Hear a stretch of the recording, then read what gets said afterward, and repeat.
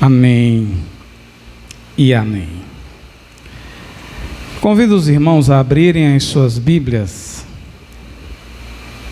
no Salmo 51.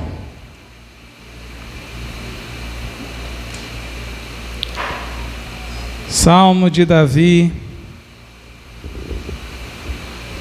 Salmo 51.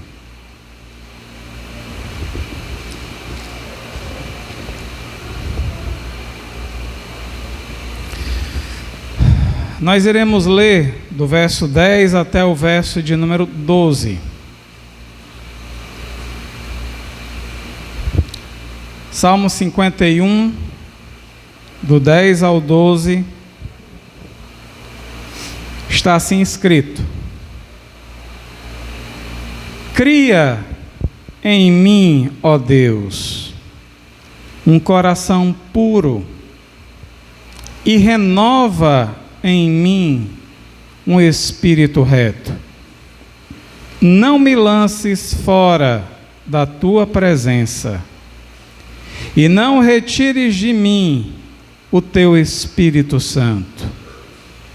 Torna a dar-me a alegria da tua salvação e sustém-me com o espírito voluntário. Os irmãos podem sentar.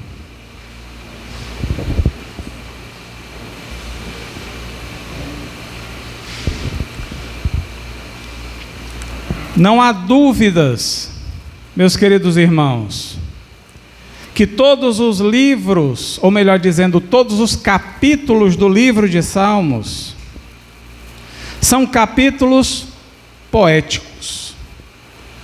Falam de forma inteligível e de forma bastante espiritual, trazendo para nós muitos conhecimentos.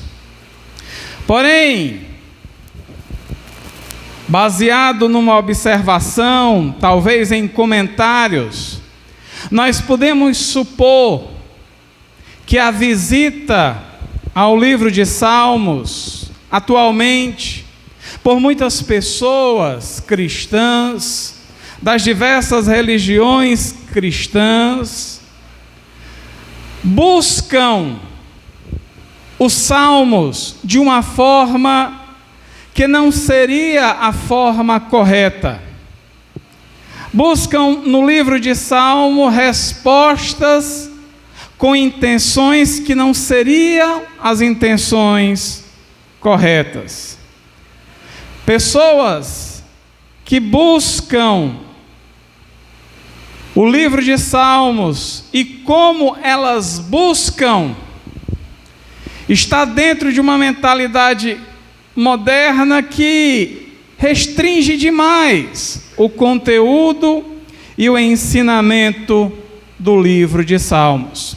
Porque parece que apenas, ou que pelo menos a maioria das pessoas que lê com frequência o livro dos Salmos são aquelas pessoas que estão tristes, oprimidas, angustiadas e, por conta dessas circunstâncias, buscam algum alento no livro dos Salmos.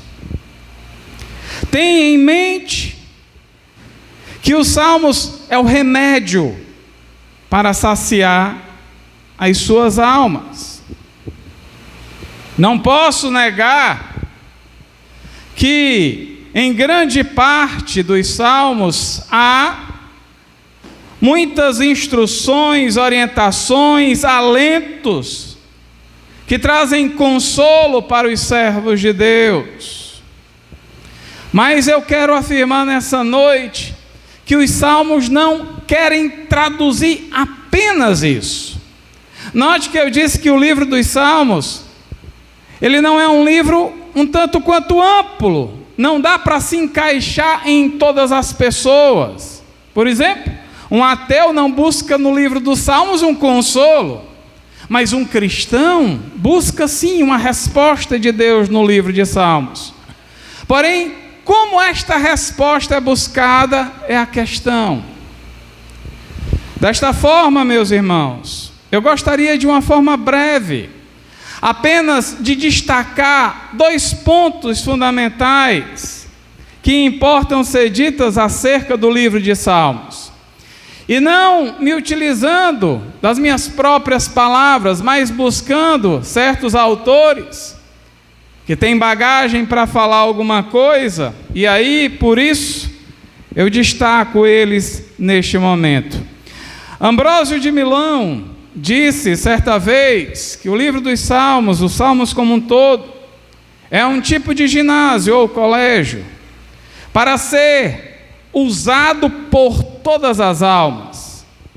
É um estágio de virtude, onde diferentes exercícios são praticados, dentre os quais se podem escolher os mais adequados treinamentos para se alcançar a coroa. Note que, segundo Ambrósio, o livro dos Salmos não é um livro onde existe uma receita para curar uma alma triste, mas é algo que tem uma proposição para a nossa vida cotidiana, para a nossa carreira. Não é algo simplesmente remediativo, é algo que traz instrução para a nossa carreira. Atanásio de Alexandria disse que os salmos falado e composto pelo Espírito falam por nós, sendo espelho da nossa alma.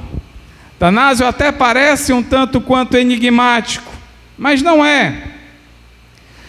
Basta a gente compreender o sentido que ele está aplicando e dizendo o seguinte, que o livro dos Salmos, ele demonstra experiências de Davi, de Asaf e de outros que escreveram algum destes salmos, que demonstraram as suas circunstâncias através de palavras.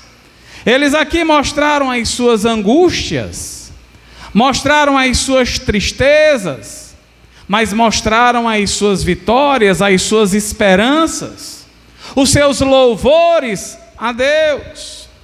Mas tudo isso eles demonstraram e para nós chegou, porque nós vivenciamos as mesmas coisas. E quando lemos os salmos, nós nos identificamos com as lutas que o salmista passou, nós nos identificamos com as vitórias que ele conquistou, nós sentimos o drama que ele sentiu à medida que foi escrevendo o livro de Salmos.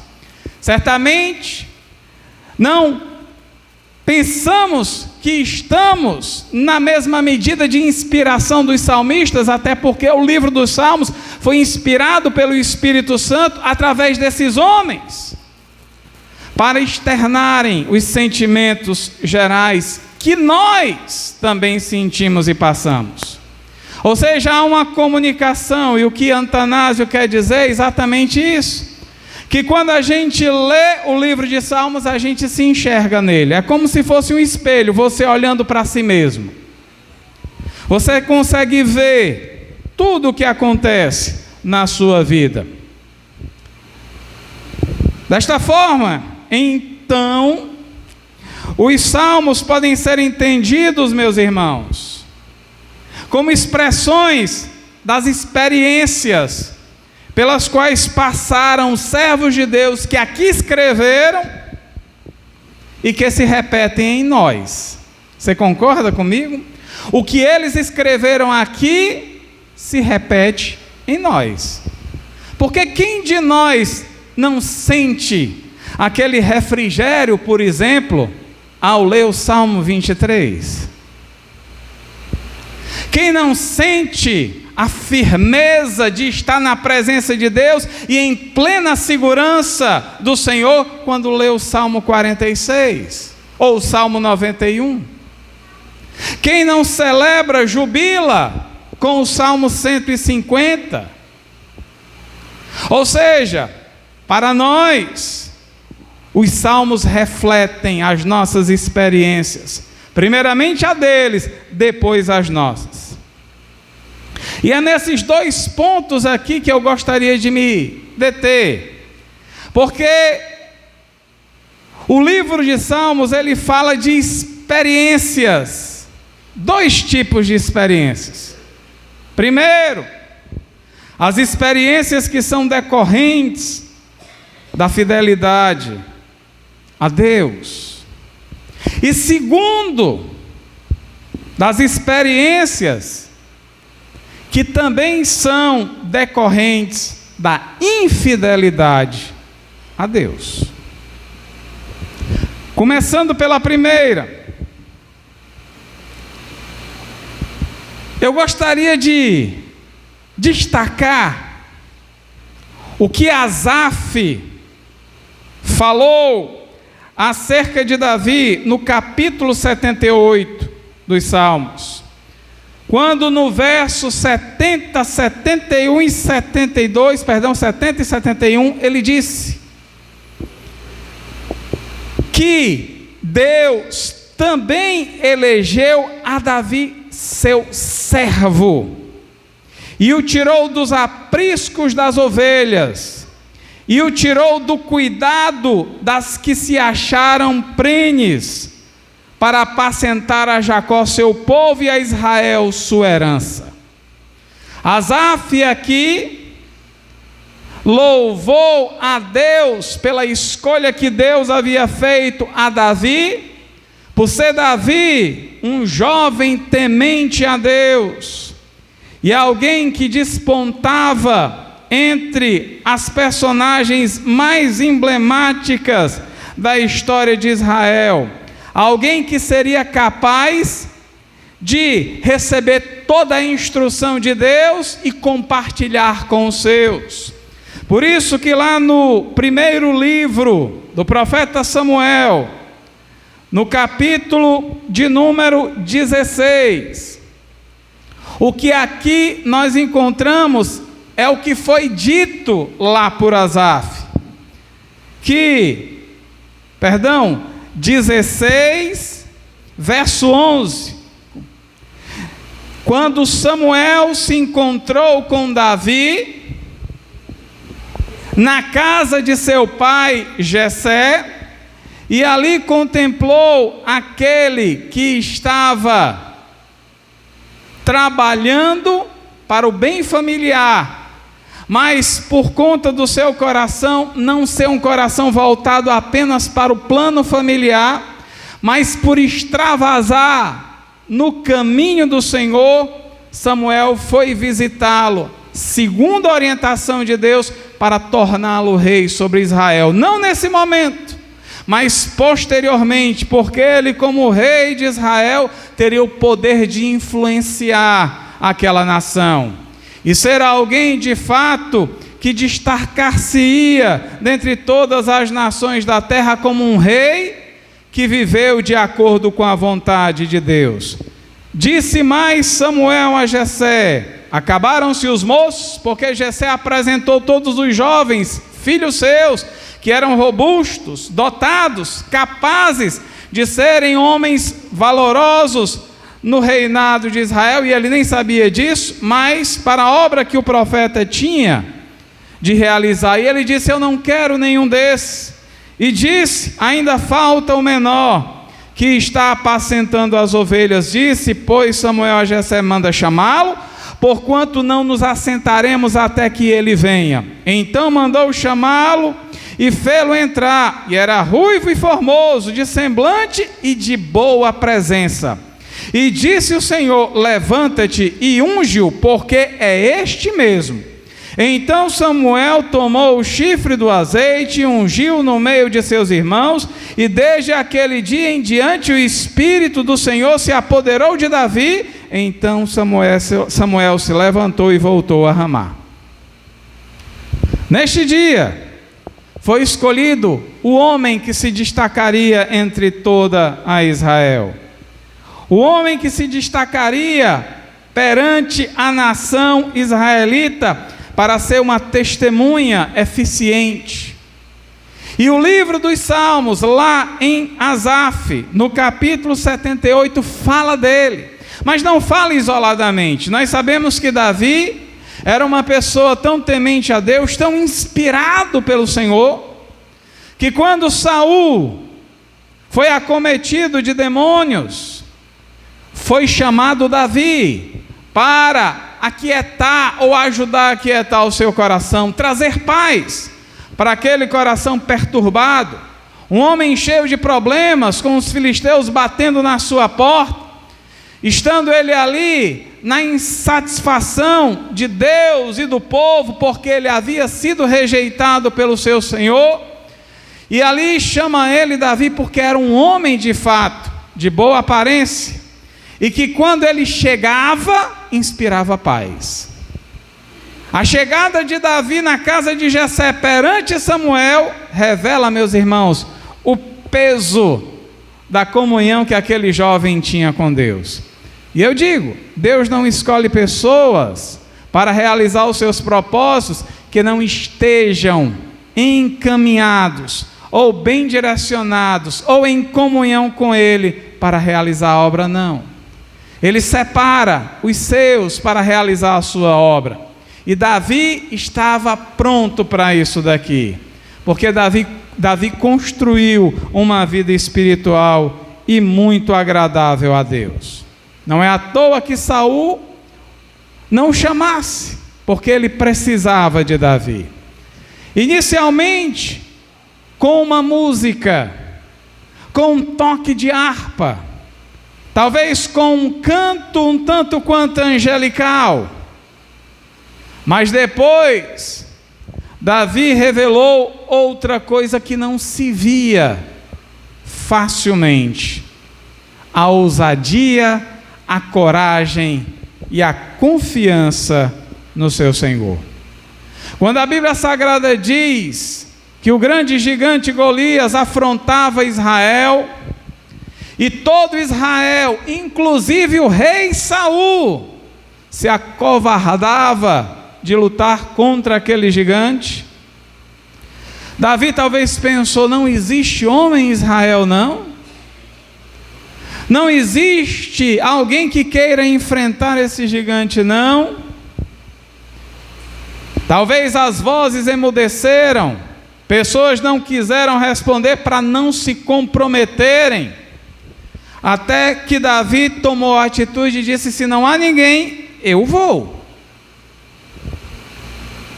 Talvez muitos riram dele, porque uma pessoa tão insignificante, diga-se isso, Davi era uma pessoa insignificante, ruivo. Por que a Bíblia diz que ele é ruivo? Porque ela é diferente dos demais, e isso talvez causasse uma certa rejeição àquele menino pequeno, ruivo, e ninguém queria acreditar nele. Tanto é que quando ele se apresentou perante Saul,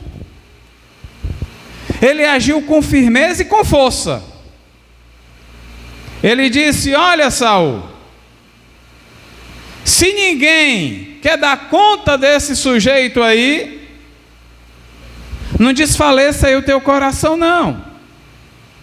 Teu servo aqui pelejará contra este filisteu. Tu queres alguém que peleja? Eu pelejarei.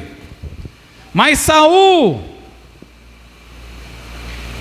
temendo que aquele jovem fosse massacrado pelo gigante, disse: não, tu não é homem de guerra, tu é moço, tu ainda tem muita vida pela frente, deixa estar do jeito que vai e vamos ver o que é que vai dar.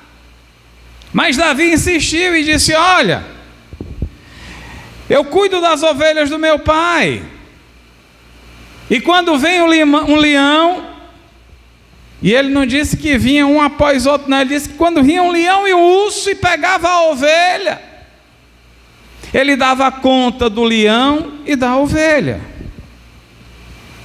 e ele os feria Imagine só, um brochote velho, um menino velho, irmãos, dando conta de um leão e de um urso. E ele disse: dou conta e protejo.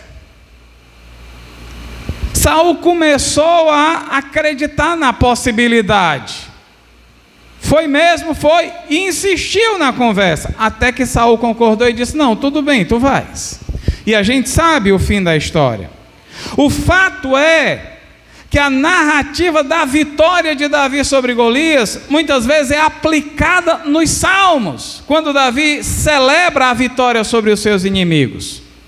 E ele celebrava a vitória contra os seus inimigos, porque ele dizia que ele não ia no seu nome, mas ia no nome do Senhor. Ele tinha o nome certo, o nome que de fato fazia valer a pena. Ele sabia que podia confiar no nome do Senhor, por isso ele ia, ele foi, ele ia adiante e confiava no Senhor dos Exércitos. De modo que os salmos que são nos apresentados em muitas partes trazem o relato, as experiências, a alegria, o senso de ousadia, a certeza de estar na presença de Deus, para nos encorajar também a vivermos essa experiência. São os salmos que foram escritos por pessoas que experimentaram a fidelidade a Deus. E eu vou dizer, irmãos, a fidelidade a Deus é algo maravilhoso. Quando você está na presença de Deus, parece que não existe nada ao seu redor, porque você se eleva tanto diante das circunstâncias que você parece que está intocado. Você é intocável porque a sua vida em comunhão com Deus transforma você não no super-homem, mas numa pessoa que está além desta vida, com um olhar totalmente direcionado para outro propósito. Por isso que nada lhe abate, por isso que nada lhe aflige. E eu vou dizer, irmãos, é bonito a gente ver um crente que a gente sabe que está passando por tribulações, mas ele está dando glória a Deus na igreja. Ele está indo para o evangelismo, ganhar almas para Jesus, com aquele sorriso no rosto. Ele está enfrentando as dificuldades como se nada tivesse acontecendo. Isso é inspirado no que está escrito nestas experiências desses santos homens de Deus. Por isso é recomendável que a gente examine as Escrituras para encontrar encorajamento. Vê que não é só para quem está triste e oprimido buscar remédio para a sua angústia nas Escrituras, é para você encontrar ousadia. Ambrósio disse, aqui existe uma escola para ser buscada e aprofundada, por isso use o livro dos Salmos como escola, ela tem muitos graus de instrução. E à medida que você vai crescendo, você vai alcançando patamares maiores. Porém, o livro dos Salmos, ele também traz e expressa sentimentos de infidelidade a Deus. Talvez você percebeu isso desde a leitura inicial que nós fizemos. O Salmo 51 é um salmo de confissão, é bem verdade. Mas ele foi motivado por um ato de infidelidade a Deus. Ou melhor dizendo, um ato de obstinação de Davi. Se você conhece bem a história de Davi, está lá no livro de Samuel, está lá no livro de Reis, está lá no livro de Crônicas, você vai ver que Davi, meus irmãos, foi um homem de Deus. Não é à toa que o nome de Davi está na boca de Jesus no Novo Testamento. Está em Atos dos Apóstolos, quando o apóstolo Paulo diz no capítulo 13 que Davi foi o homem segundo o coração de Deus. O nome de Davi, meus irmãos, está em muitas partes das Escrituras. Lembram-se do cego que clamava por Jesus, filho de Davi. O nome de Davi é emblemático. O nome de Davi tem peso, ele está elencado na genealogia de Jesus, porque Jesus é a raiz de Davi. É um nome, meus irmãos, de peso, porque nós encontramos nele uma pessoa, como eu disse, segundo o coração de Deus. O que é ser uma pessoa segundo o coração de Deus, irmãos? É uma pessoa que está à disposição do Senhor e de cumprir a sua vontade. É uma pessoa que cumpre a vontade de Deus. E é uma pessoa que vai cumprir a vontade de Deus sempre, constantemente. Esse é o Davi que a Bíblia Sagrada chama de homem segundo o coração de Deus. E eu creio, meus irmãos, que nós podemos viver vidas em que somos plenamente agradáveis a Deus, alegrando o coração do Senhor, vivendo experiências tremendas e maravilhosas dia após dia. Mas cuidado, porque numa questão de segundos, tudo pode ser jogado por água abaixo. Parece que numa fração de segundos, o que foi construído ao longo de anos, de décadas, de muitos exercícios, de muita dedicação espiritual, é jogado fora por uma questão de pouco tempo em relação a tudo quanto se construiu. Quando eu vou para o capítulo 11 de 2 Samuel e encontro Davi fazendo o que Davi fez, eu pergunto, meu Deus, onde está aquele homem segundo o teu coração? Davi não deixou de ser o homem segundo o coração de Deus, não, irmãos, entendam.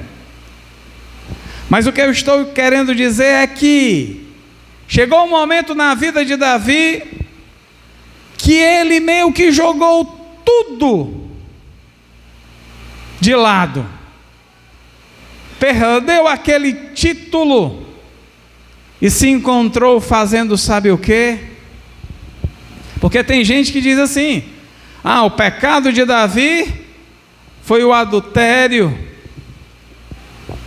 com Betseba e o homicídio do seu esposo Urias, mas não foram só esses.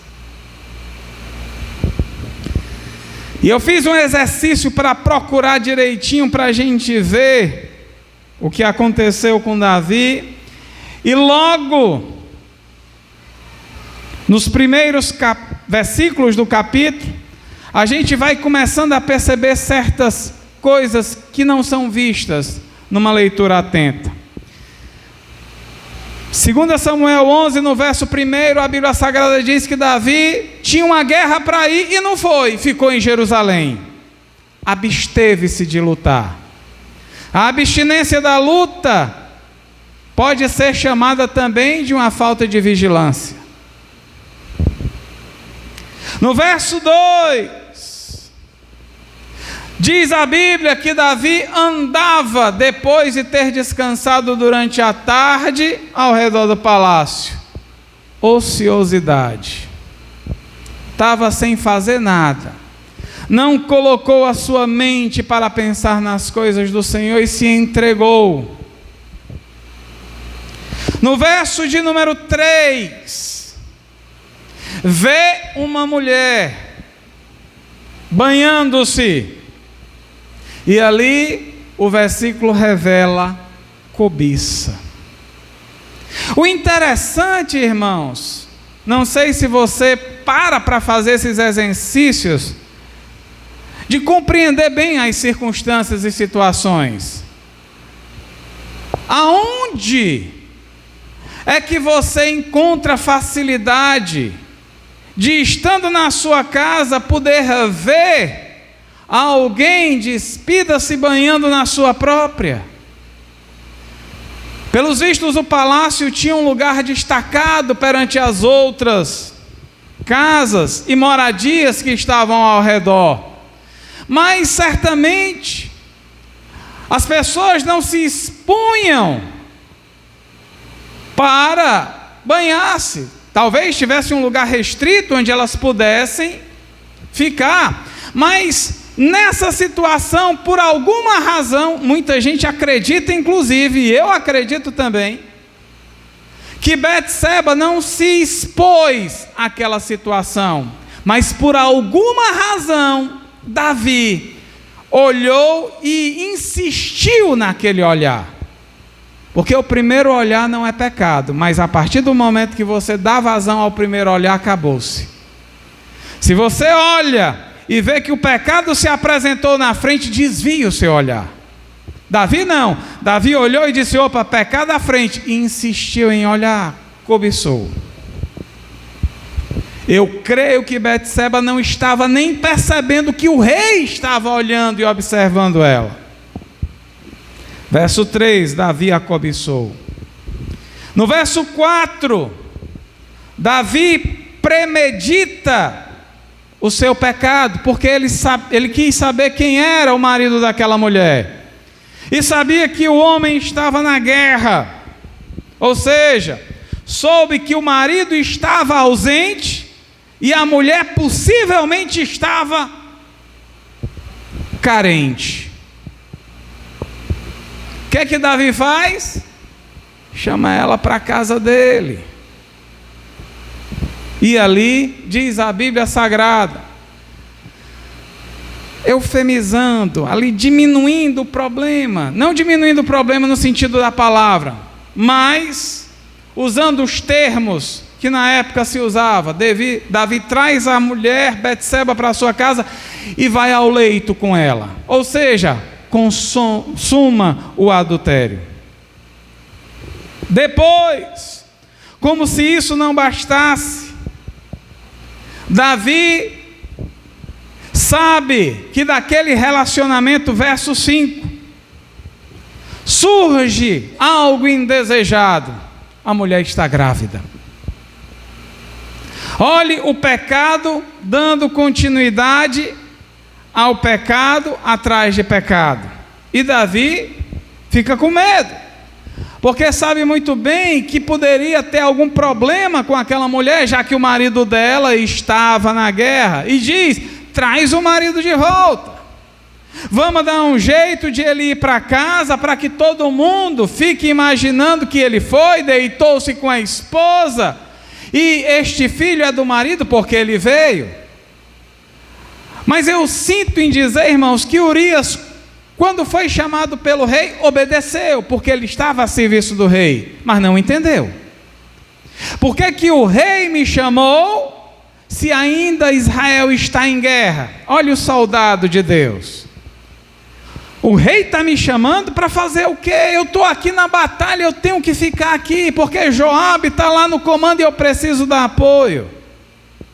Ele voltou para Jerusalém, mas sem saber. E Davi disse: olha, tudo bom, rapaz, eu quero te conhecer. Eu soube aí que tu é um soldado valoroso e eu resolvi te chamar e te presentear para tu ir para casa, para ficar com a tua mulher. E ele disse: não, senhor, eu não vou não. O meu senhor Joabe está lá pelejando. Os meus amigos estão lá pelejando. Todos eles estão pelejando pelo Senhor, por Israel e por ti, rei. E eu não vou não, eu vou ficar aqui. Se eu não posso estar com eles, com a minha mulher, que eu não vou ficar. Isso chama-se honra, irmãos. Isso chama-se, meus irmãos, zelo pelo trabalho que ele estava fazendo. Davi ficou doido porque viu que aquele homem dormiu e ficou lá, do lado de fora do palácio. Davi disse: agora foi. Sabe o que Davi fez? Para complicar o negócio, embriagou o homem e disse: vai para a tua casa. E ele, mesmo embriagado, disse: não vou. E Davi ficou com medo, porque Davi parece que estava sentindo que as coisas não estavam andando conforme a boa vontade dele. E aí talvez ele tenha temido, porque, irmãos, existiam pessoas que sabiam que o problema tinha sido criado. Dentro ali do palácio, pessoas já sabiam que Davi tinha adulterado, porque Davi mandou chamar Betseba, e Betseba mandou o recado para Davi por alguém dizendo que ela estava grávida. Existiam pessoas que sabiam do problema ali, mas todos emudeceram. Não podemos falar nada, é o grande rei Davi. Não, é Betseba aí, é a esposa de Urias, a gente não quer se meter. Estava todo mundo calado, e esse silêncio, meus irmãos, não trazia nenhum benefício para aquelas pessoas, trazia ainda mais problemas. Deixava o rei mais certo de que ele tinha que resolver aquela circunstância do jeito dele. Note que em nenhum momento Davi se voltou para o Senhor. Ele tomou as rédeas daquela situação e disse: eu vou resolver.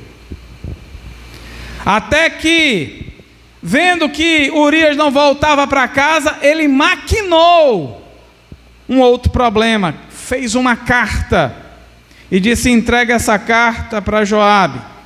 E nessa carta estava uma orientação direta para o general de Davi, para colocar Urias. Vejam só, irmãos, que maldade de Davi. Joabe coloca Urias na pior das batalhas, à frente do povo, à frente dos soldados dele, ou seja, o capitão vai na frente. E quando ele estiver na frente, na hora do conflito, tu manda toda a retaguarda voltar e deixar ele sozinho. Irmãos, que maldade! Deixar o homem sozinho para ser assassinado, morto, pois foi essa a instrução que Davi deu. E eu vou dizer, irmãos,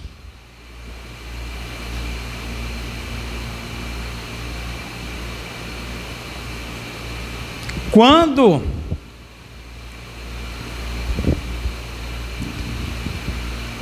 Davi ouviu que Urias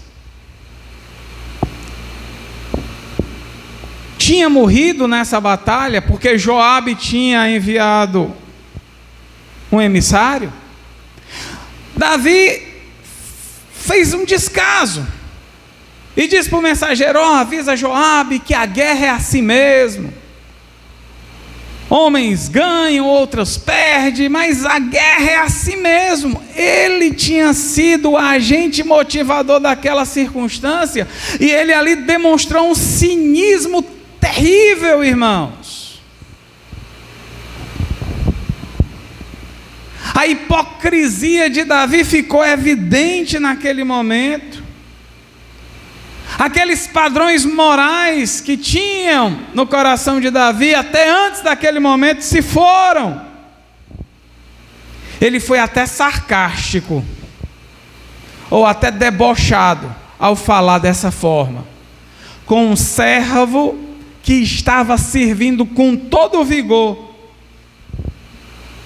a Davi, o rei. Irmãos, eu vou dizer para vocês uma coisa muito sinceramente. Para mim, o Salmo 51 é um dos textos mais angustiantes das Escrituras. Se não fosse Jesus lá no Getsemane, na sua angústia, suando sangue, eu vou dizer, Talvez o Salmo 51 fosse o texto mais angustiante, mais duro da gente ler e meditar, mas que deve ler e meditar, para que chegue a para esses vislumbres, para que a gente possa enxergar o dano que houve naquele rei de Israel, na sua própria vida. E aí a gente fica se perguntando, meu Deus, onde está aquele Davi dos primeiros dias, aquele grande homem que Israel viu crescer diante de Saul, cheio de vitórias, de grandiosas bênçãos? Onde está em Davi aquele desejo de servir a Deus e de defender o seu povo? Para onde foi aquela inspiração divina no coração e nos lábios que nos fazem muitas vezes cantar corinhos aqui, que foram escritos lá? Para mim, irmãos, como eu disse, o Salmo 51 é angustiante de ler. E aqui eu posso dar uma breve, simples resposta e dizer que Davi, com esse ato contra Betseba e seu esposo Urias, estava tão cheio de si mesmo, que não percebeu o quão vazio ele estava de Deus. Se há uma resposta que nós podemos dar ao fato de ter acontecido tudo o que aconteceu, eu posso dizer, é porque Davi estava muito cheio de si e vazio de Deus. Davi estava tão cego, meus irmãos, mas tão cego mesmo, que ele próprio foi o juiz do seu pecado e não percebeu que ele estava julgando a si mesmo. Vocês se lembram que depois do pecado e da ocultação do pecado, e depois de trazer Betseba para a casa dele, o profeta Natã bateu na porta de Davi e disse: eu tenho um caso para te propor. Tu vais julgar e dizer, porque era ofício do rei julgar questões. E depois de Natã passar tudo ilustrativamente que havia acontecido com Davi, ele dá a sentença e diz: este homem tem que morrer. Porque Natã falou de uma história em que existiam dois homens, um rico e um pobre. O pobre só tinha uma cordeirinha que cuidava tão bem na sua casa que era como se fosse uma filha. Está lá na Bíblia. Enquanto que o rico tinha em abastança. Mas um visitante chegou na casa do rico, e o rico, ao invés de dar aquele homem do seu, pegou o único rebanho ou cordeirinha que tinha no pobre e ofereceu para o visitante. E Davi, diz a Bíblia, indignado, enraivecido, disse: este homem tem que morrer. Ou seja, Davi foi o juiz dele próprio. Ele se julgou a si mesmo. A condenação de Davi para ele mesmo era que ele devia morrer. Mas com Deus a história mudou. Porque nós sabemos que o Senhor é remidor. Deus perdoa todos os pecados. E a Bíblia Sagrada diz que Natã disse: olha, Davi, este homem da ilustração és tu. Naquele momento ele caiu em si e percebeu. E ali, pelo que a Bíblia diz, ele se arrependeu e Natã disse: Deus te perdoou. Ora, irmãos, é importante nós dizermos tudo isso, porque eu gostaria de falar 3 coisas importantíssimas nessa noite. Com essa historiazinha que nós encontramos nas Escrituras, encontrando apoio no livro de Salmos, Davi teve 3 grandes perdas que ecoaram até o final da sua vida. Por causa do pecado de Davi, e eu quero dizer uma coisa para vocês: não é praticando tudo que Davi praticou que a gente vai ter os mesmos prejuízos que Davi teve. Não precisa muitos, basta pecar. Talvez um pecado público repercuta mais do que um pecado individual, mas para Deus tudo é pecado. E ainda que você não queira, um pecado oculto ou um pecado público pode repercutir e influenciar negativamente a sua vida até o final dela. Por isso que a Bíblia Sagrada sempre proclama e diz: segui a paz e a santificação, sem a qual ninguém verá o Senhor. Sede santos, busque a santidade com Deus. Aperfeiçoe o seu caminho na presença do Altíssimo. Pegue lá em Gênesis o que Deus falou a Abraão: anda na minha presença e ser perfeito. Pegue lá no livro de Provérbios o que Salomão escreveu, como está escrito lá, em que a vereda do justo é como a luz da aurora, que vai brilhando até ser dia perfeito, numa progressão sempre. Paulo sempre dizia isso, que ele buscava a santidade sempre, procurando ser melhor do que o que foi no dia anterior. A Bíblia sempre diz isso.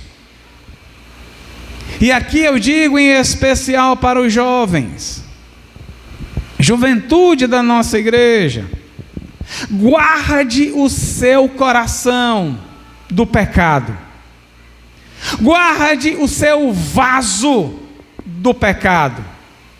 Preserve a sua vida na presença de Deus. Porque se um dia você casar, a sua família será abençoada. Se por uma eventualidade você não casar, você será uma pessoa de valor na obra de Deus.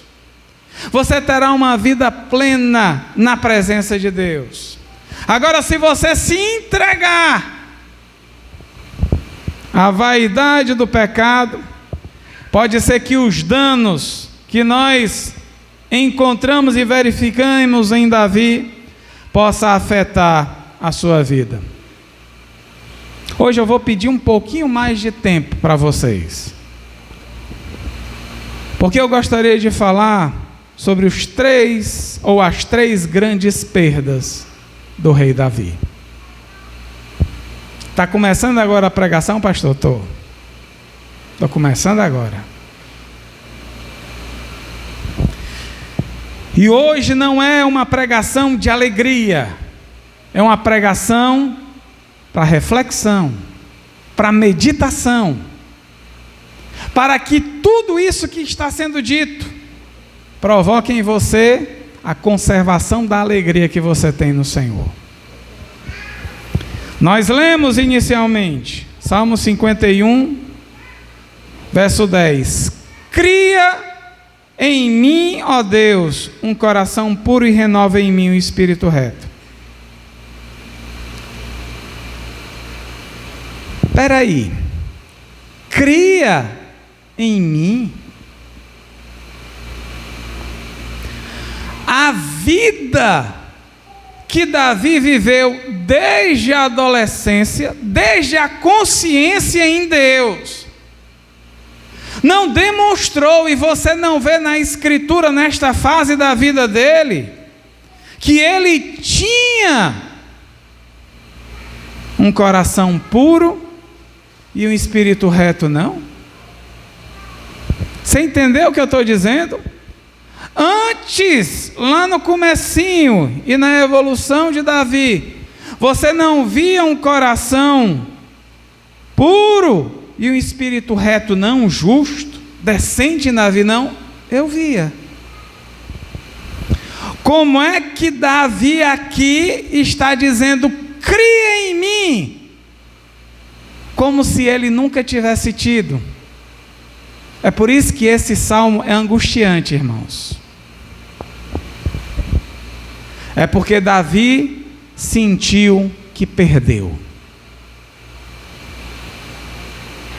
um bem que lhe era muito precioso. Cria. Parece que Davi disse: até hoje eu não... É como se eu não tivesse tido. Eu joguei tudo para o ar.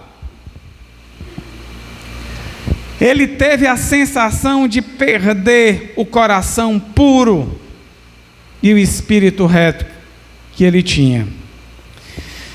E se a gente for, através das palavras de Davi, procurando o significado para um coração puro e um espírito reto, lá no Salmo 24, a gente vai encontrar Davi dizendo o seguinte, verso 3 e 4, quem subirá ao monte do Senhor, ou quem estará no seu lugar santo? Olha aí, é uma pergunta, é um questionamento que nesse momento aqui, ele tinha fôlego, ânimo para responder. No verso 4 ele diz, aquele que é limpo de mãos e puro de coração, que não entrega a sua alma à vaidade, nem jura enganosamente. Mãos limpas. Sabe o que é que Davi quer dizer aqui? Quando você entra na presença de Deus, às vezes você levanta a mão assim, não é? As mãos levantadas diante do Senhor significam rendição. Que nós nos rendemos ao Senhor. Mas elas também aparecem diante do Senhor como mãos que estão justificadas ou justas diante de Deus. Ou seja, que são inocentes, que não têm culpa.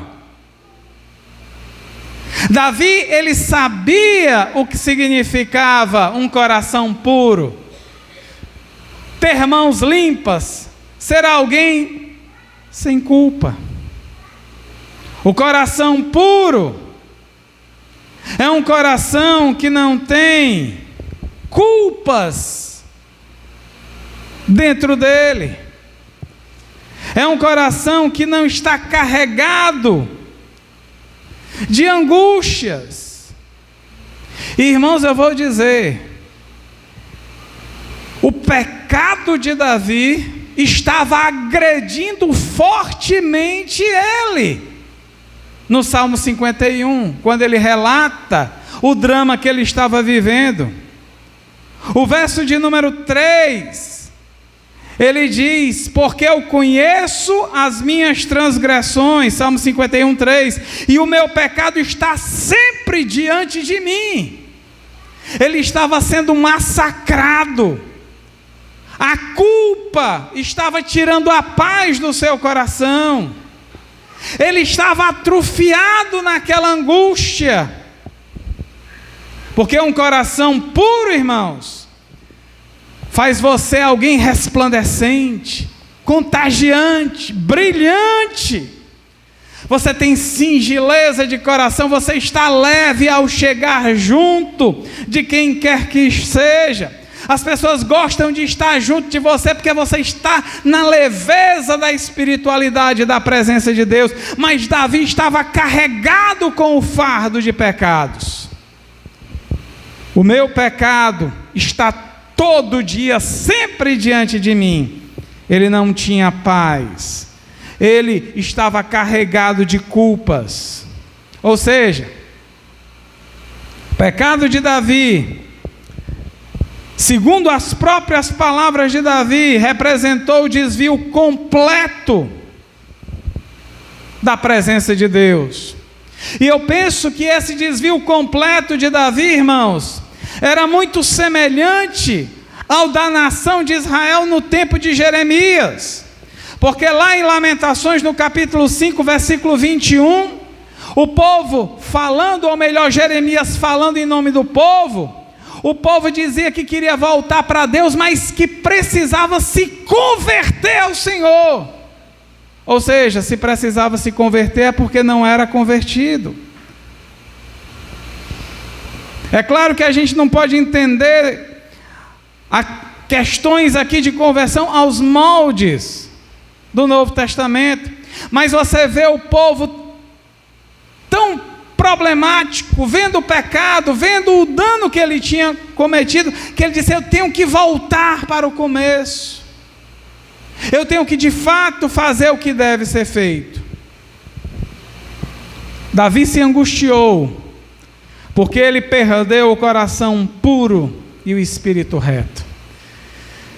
Meus irmãos, eu vou lhe dizer, eu acho que a culpa de Davi foi até o final da sua vida, porque paz não tinha mais na casa de Davi.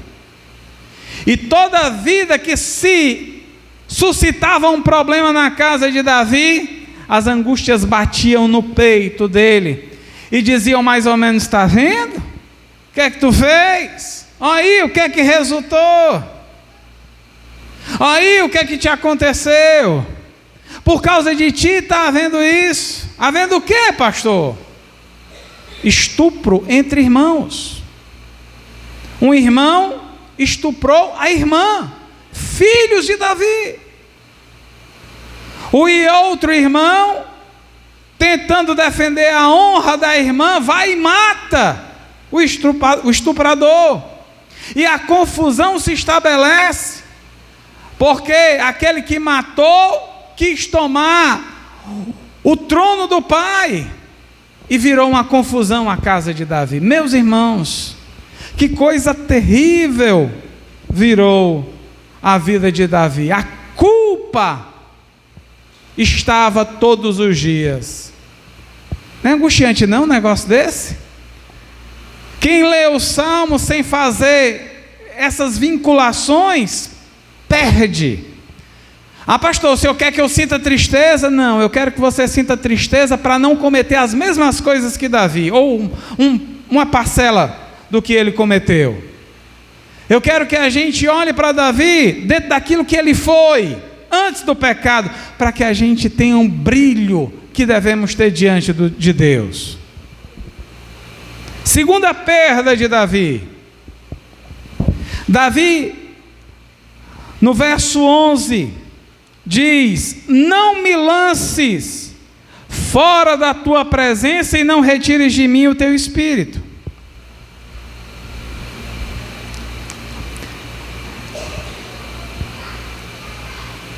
Vejam as coisas aqui como é que são, irmãos. Não me lances fora da tua presença. Você se lembra de algum outro fato da Bíblia sobre alguém que pecou e foi expulso da presença de Deus? Lembra? Caim. Se você for lá em Gênesis, no capítulo de número 4, vou fazer uma leitura bem rápida aqui. Capítulo 4 de Gênesis, versículo 14. Depois que Deus chegou para Caim, confrontou acerca daquilo que ele tinha feito, matado Abel, seu irmão, Caim disse para Deus: eis que hoje me lanças da face da terra, e da tua face me esconderei, e serei fugitivo e vagabundo na terra, e será que todo aquele que me achar me matará. Davi se sentiu tão sem liberdade de estar na presença de Deus, que ele trouxe a condenação de Caim para ele próprio. Ele se rebaixou tão profundamente que ele disse: Senhor, por amor de ti, não me lances fora da tua presença, não me deixe sair dela, eu preciso de ti. Mas ele sentiu o drama de perder a liberdade de estar em plena comunhão com Deus, porque ele sabia que a sua vocação ou o seu reinado poderia estar com problema. Porque Davi soube que por causa de Saul ter desobedecido a Deus, ele perdeu o trono, e o trono de Saul foi dado para Davi, para suceder Saul no trono. E talvez Davi tenha pensado: se aconteceu aquilo com Saul e Deus me deu o benefício de restaurar a ordem das coisas, ele pode querer o mesmo e pode fazer a mesma coisa comigo. Por isso ele disse: não me lances fora da tua presença, talvez evocando aí o drama de Caim, e disse: não retires de mim o teu Espírito Santo. Por que Davi diz isso? Porque todo rei naquela época tinha o Espírito Santo para operar na sua vida, como os profetas, que falavam em nome do Senhor, e quando a função estava realizada, a tarefa estava realizada, o Espírito Santo saía. Mas Davi, como rei, precisava ininterruptamente do Espírito Santo em sua vida. O Espírito saiu de Saul, por isso um demônio o acometeu, e Davi tremeu. Mas vejam só, irmãos, a que ponto Davi se rebaixou? A Caim e a Saul. Você concorda comigo que são duas personagens do mais severo problema espiritual? Porque Caim era rebelde, nem se arrependeu. Saul era uma pessoa de dura cerviz, era outro que não tinha papo com arrependimento. Veja só em que nível Davi se colocou, se rebaixou.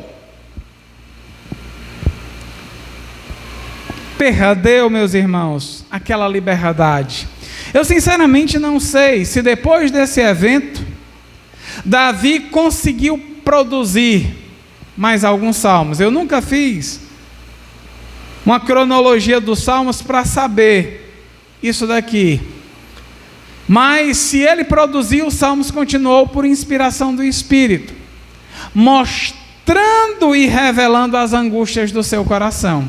E é bom que a gente perceba isso, para que a gente veja a causa de determinadas falas de Davi. Terceiro ponto, ou terceira perda: Davi perdeu a alegria da salvação. No verso 12, ele disse: torna a dar-me a alegria da tua salvação. Ele não sentia mais a alegria.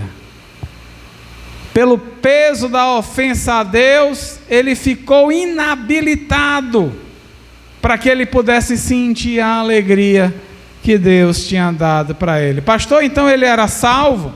Mais uma vez eu digo, não no sentido do Novo Testamento. A salvação aqui, dita e falada por Davi, não significa a salvação do Novo Testamento, porque a salvação do Novo Testamento nós sabemos, é algo permanente que não sai da gente. Tem muita gente que acredita que aqui, meio que Davi perdeu a salvação e depois ganhou de novo. Não é isso que o texto está querendo dizer. Porque, como eu estou dizendo, ela não fala de salvação aos moldes do Novo Testamento. A salvação aqui, o conceito de salvação é diferente do Novo Testamento. A impressão que se dá aqui é outra. Porque basta a gente crer o seguinte: o povo israelita era povo de Deus. Se era povo de Deus, não carecia de salvação, porque já estava salvo, era possessão divina. O próprio Deus tinha dito isso. Mas, se algum rebelde se rebelasse, juízo e pena sobre ele, como foram os filhos de Coré e lá a turma de Coré. Mas vamos seguir. Davi já não tinha mais aquele ânimo, aquela alegria, aquela satisfação. Vejam só o dano que o pecado, meus irmãos, produz e provoca no coração. Ele corroeu, ele destruiu tudo de bom que Davi tinha. Primeiro, Davi percebeu que perdeu o coração puro e reto, e o espírito reto.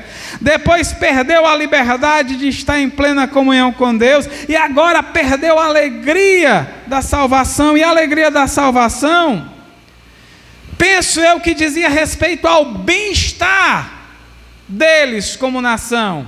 Porque vejam só, eles estavam sendo poupados das demais nações. Por isso que Israel sempre prevalecia diante das nações que eram inimigas. Ou seja, a salvação deles estava condicionada a uma questão de luta, de guerra. Se eles continuassem a existir, é porque Deus tinha salvo eles das nações inimigas para que houvesse perpetuação da nação. E se eles estavam ali, é porque a salvação de Deus imperava. Essa era mais ou menos a salvação entendida naquele momento, de bem-estar, de poder usufruir as benesses que haviam sido prometidas para Abraão. E isso gerava neles a expectativa de uma vida de coisas boas. Tinham muitas esperanças. Davi perdeu tudo isso. Perdeu o bem-estar e perdeu a esperança. Eu acho que a perturbação interior, meus irmãos, que estava constantemente em Davi, tirou-lhe a paz e até mesmo o poder de sonhar com grandes coisas diante do Senhor. Eu fico imaginando o que Davi ficou pensando sobre aquele dia em que ele conseguiu tirar a arca dos filisteus e trazer de volta para Jerusalém. E quando a arca entrava na cidade, Davi começou a dançar, a salmodiar diante da presença de Deus, cheio de júbilo e alegria. Eu acho que Davi botou a mão na cabeça e disse: meu Deus, pelo amor de Deus, por que eu fiz isso? Penso que está assim dito.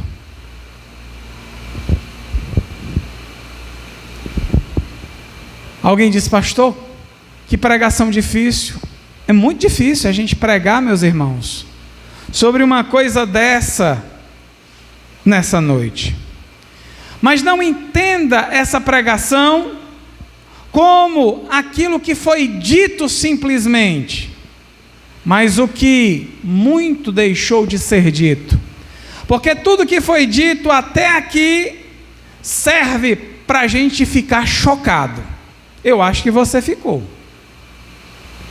Eu penso que eu alcancei o objetivo que Deus queria que eu alcançasse. Não tem um glória a Deus hoje. Isso não é ruim não, porque isso me faz pensar que todos vocês estão pensativos no que foi dito. E esse ato de pensar é uma coisa altamente positiva, para que você cuide muito bem no seu caminho. Porque, irmãos, eu vou dizer uma coisa: eu não quero perder a alegria da minha salvação, não. E eu sei que você também não quer. Porque eu senti vocês aqui na hora que estavam adorando a Deus. Eu senti que vocês estavam aqui engajados em chegar na presença de Deus e usufruírem de tudo que o Senhor tinha que dar para vocês nessa noite. Eu sabia que vocês anelavam e querem entrar na presença de Deus e ser tocados por Ele, ser ajudados por Ele. Para que isso aconteça, lembre-se de Davi e não queira ser alguém como Davi foi. Não perca os dons ou os presentes que Deus te deu por migalhas, por paixões, por carnalidades. Domingo passado eu falava sobre o dom de Deus lá no Maracanaú e dizia para os irmãos o seguinte: escutem, vocês sabiam que Deus nos deu os dons e dádivas? Todos nós sabemos disso. E eu disse para eles que eu gosto muito da tradução inglesa, que chama Dom e dádiva de gift. Gift pode ser traduzido por dom e dádiva, mas também pode ser traduzido por presente. Dom e dádiva é um presente que Deus te deu, para ficar bem guardadinho aí dentro do teu coração, produzindo pureza, produzindo fervor espiritual, produzindo ânimo para enxergar as coisas espirituais com olhos espirituais. A graça que está dentro de nós, Jesus disse: vocês receberam de graça, então deem de graça. Foi nos dado porque Deus confiou a nós esses dons, por causa do mérito de Cristo na cruz, e porque nós sinalizamos para Cristo dizendo: eu quero, Senhor, o dom que tu tem. Ele confiou a nós este dom. Por isso valorize o dom, chame para si o dom e use ele. Aproveite dele, de estar junto com a presença de Deus, junto com os irmãos em comunhão, junto com aquele que é necessitado para ser apoio, junto com aquele que é carente para você levar alguma coisa para ele e satisfaça a sua necessidade. Porque, pastor, então, Davi, eu já vi que essa Bíblia aí tem coisa ruim e tem coisa boa. Não, senhor, não diga isso não. A Bíblia é um livro honesto. E a Bíblia fala dos erros dos homens. E Davi foi um homem como outro qualquer. Tem homem por aí que faz pior do que Davi.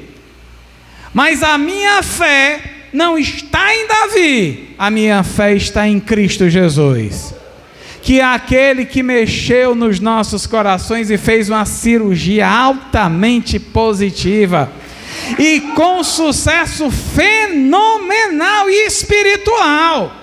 Meus irmãos, temos que compreender isso e dizer o seguinte, que inspirados por Jesus a gente vai longe. Até quem não vê, enxerga. Sabiam disso? Que até quem tem dificuldade de olhar pelos olhos físicos, consegue enxergar a dimensão, a grandeza e o poder de Deus.